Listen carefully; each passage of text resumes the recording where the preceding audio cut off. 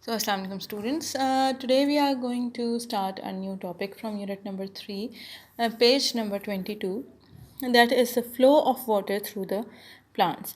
You have studied this earlier that roots and root hairs absorb water. Yes, they absorb water. So, from the roots, the water enters into the xylem vessels.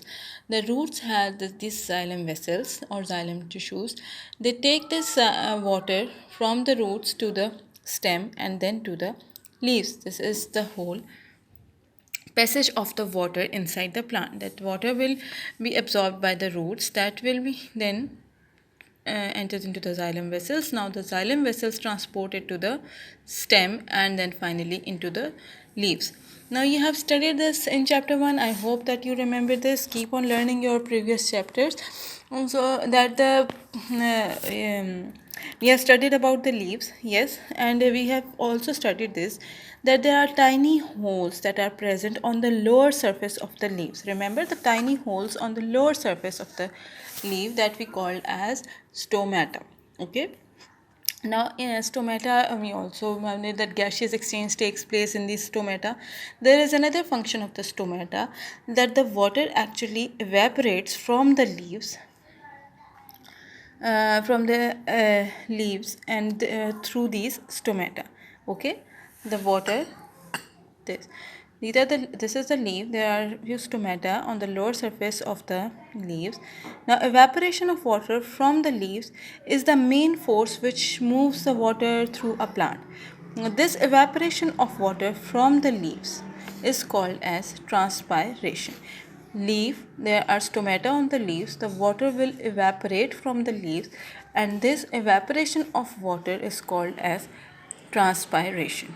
Okay, the evaporation of water is called as transpiration.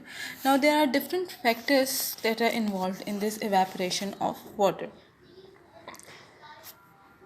Number one is wind. Okay, you know that faster the wind, there will more will be transpiration.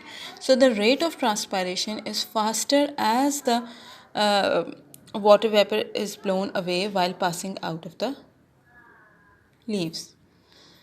Then the other factor is temperature.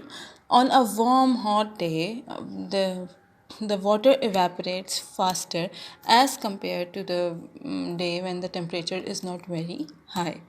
The third factor is humidity. Humidity, like when there is a rainy day or there is a kind of humid weather, then the evaporation of the water from the leaves will be slower. Okay, the last thing on which the transpiration depends is the time of the day. You know, there's a daytime, there's a night time. So stomata are open during the daytime.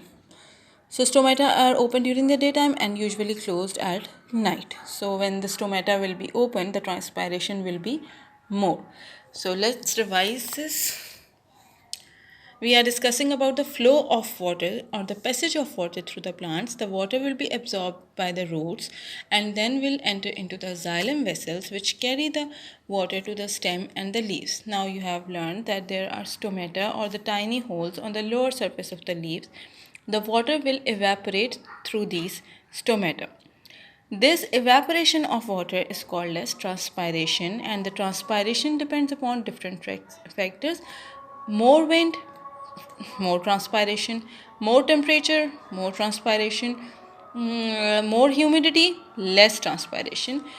Daytime, more transpiration because the stomata will be open, and nighttime there will be less transpiration.